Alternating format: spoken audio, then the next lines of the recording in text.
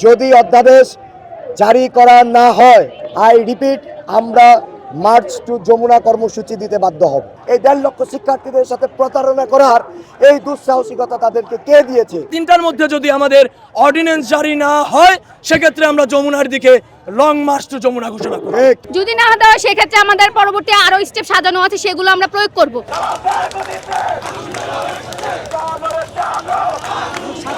প্রয়োজনে আজকে আমরা রক্ত দিব, প্রয়োজনে লাশ পড়ে যাবে, তবু আমরা অধ্যাদেশ ছাড়া রাজপথ থেকে যাব না। আমরা অধ্যাদেশ নিয়েই পরের টেবিলে ফিরে যাব।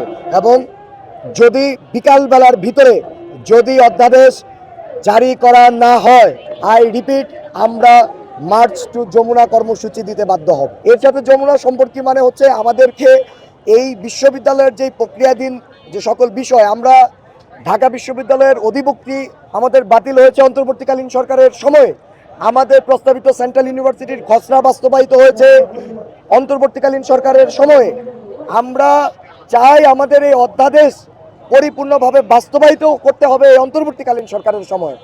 আপনারা জানেন, গতকালকে শিক্ষা উপদেষ্টা বলেছেন 1 মাসের মতো সময় লাগবে এই অধ্যাদেশ বাস্তবায়ন করতে, কিন্তু অন্তর্বর্তীকালীন সরকারের মেয়াদি রয়েছে আর 28 দিন। ইয়া দ্বারা এটি সুস্পষ্টভাবে সেন্ট্রাল ইউনিভার্সিটির 1.5 লক্ষ শিক্ষার্থীদের সাথে প্রতারণার সামিল। কাজেই আমরা আমাদের সাথে প্রতারণামূলক আচরণের সমুচিত জবাব চাওয়ার জন্য এই অন্তর্বর্তীকালীন সরকারের প্রধান অর্থাৎ ডক্টর মোহাম্মদ ইউনূসের বাসভবনে গিয়ে আমরা সেন্ট্রাল ইউনিভার্সিটির শিক্ষার্থীরা ইউনূসের চোখে চোখ রেখে জিজ্ঞেস করতে চাই যে সেন্ট্রাল ইউনিভার্সিটির এই 1.5 লক্ষ শিক্ষার্থীদের সাথে প্রতারণা করার এই দুঃসাহসিকতা তাদেরকে কে দিয়েছে?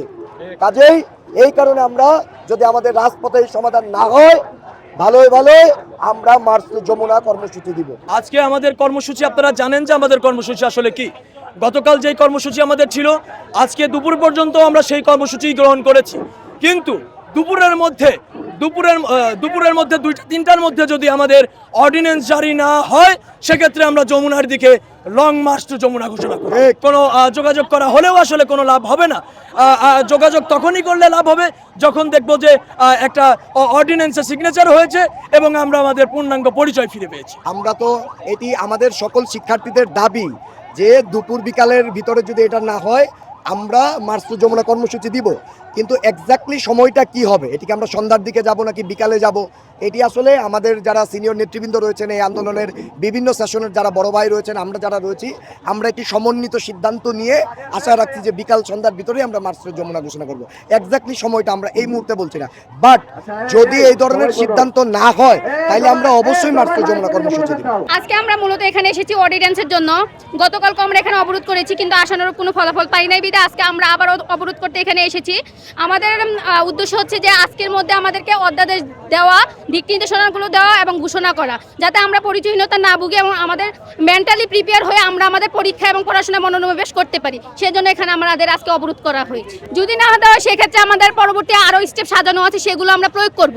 যেহেতু ওনারা মানতেছে না, আমরা ওনাদেরকে অনেক বিশ্বাস করেছি, আস্থা করেছি এবং সময়ও দেওয়া হয়েছে, কিন্তু আশানুরূপ কোনো ফলাফলই পাইনি। সেক্ষেত্রে আমরা পরবর্তী স্টেপে যেতে বাধ্য হব।